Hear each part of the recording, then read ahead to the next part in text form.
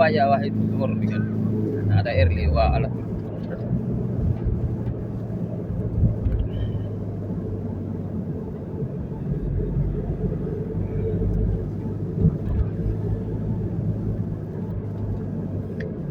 ganito yung buhay ng isang OFW. Ang duty namin ay alas 6:30 ang simula ng trabaho. So, papasok kami ng alas 6:15. So, pagkaganito na malamig,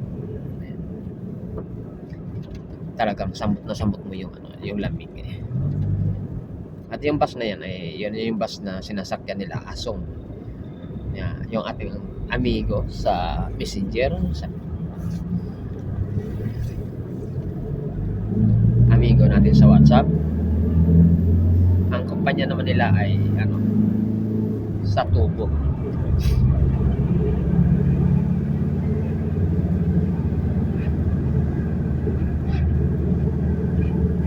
Ganito yung mga buhay ng isang mga foreigner na ng ibang bayan para lang sa pamilya at magtrabaho para sa pamilya at maibigay mo yung kanilang pangangailangan. Masarap maging isang OFW kahit malayo sa pamilya.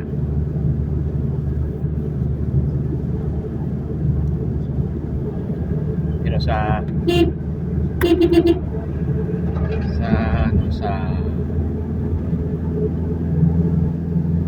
kapag nagkasakit ka, yan yung pinakamalaki challenge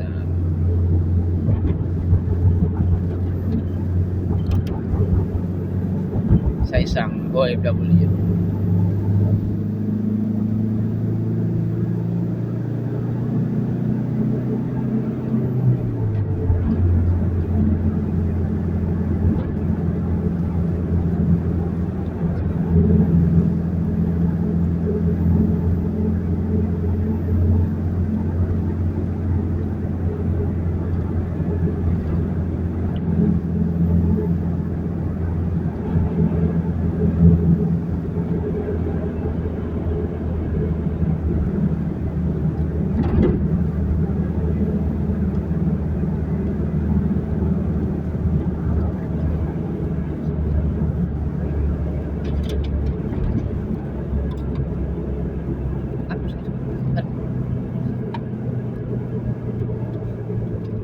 Sakto lang yung ating pagdating dito sa stoplight. Makakaliko tayo, hindi tayo magtatambay agad. Isa lang. Ada insas? Ada.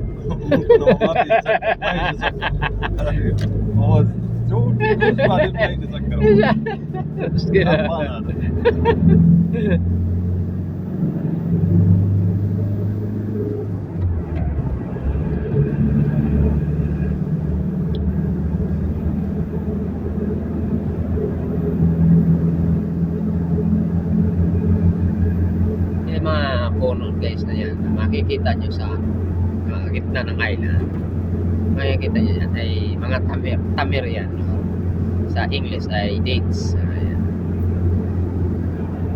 Pag hinihinda tayo dito kasi may camera rito, ayan, baka madali tayo ng 300 para pa naman yung snake eye, mga camera rito.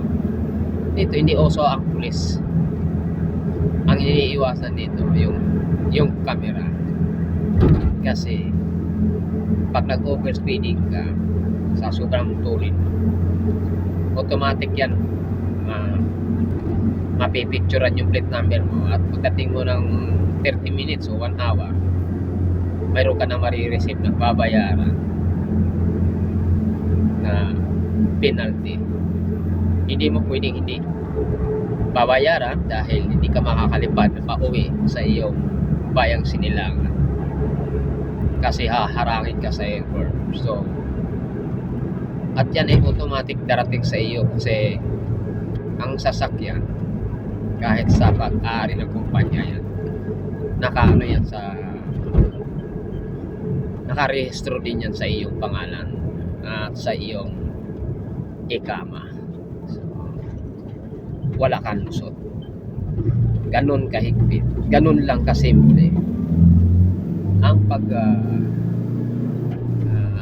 sa tanging Pilipinas lang ang napakaraming chichi-burichi.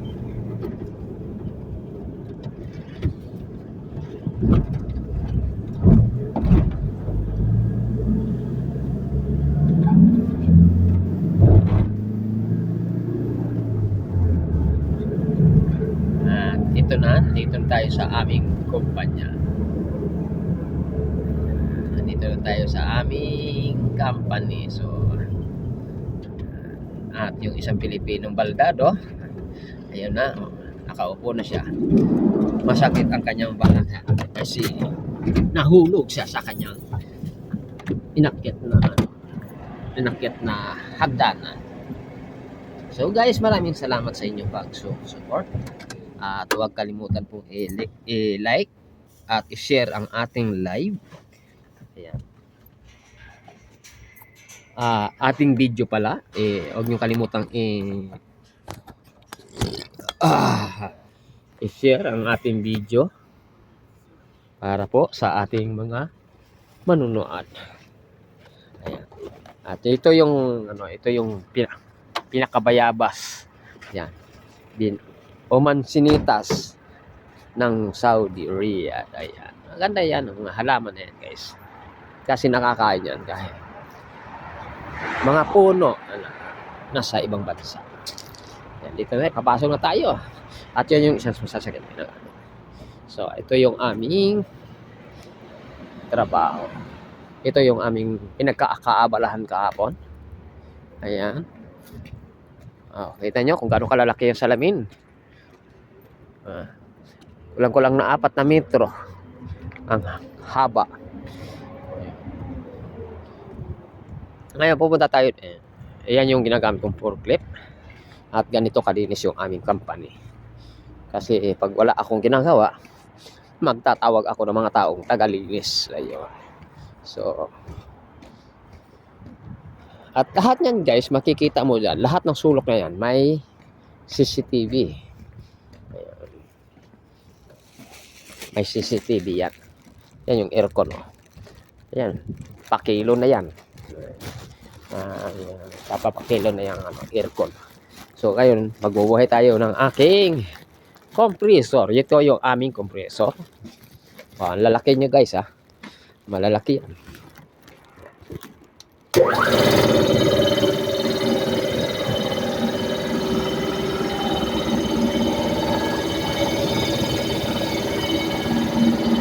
Isa lang yung bubuhay natin ngayon kasi hindi pa naman naka-prepare yung tinatapas.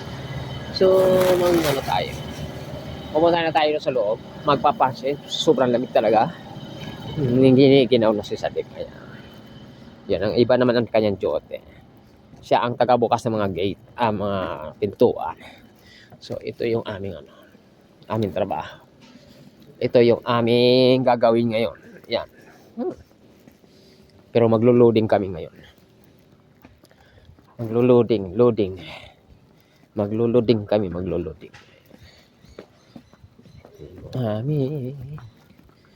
Magpapansin tayo. Tingnan natin kung gagana yung ating pansin. Kasi yung ating pansin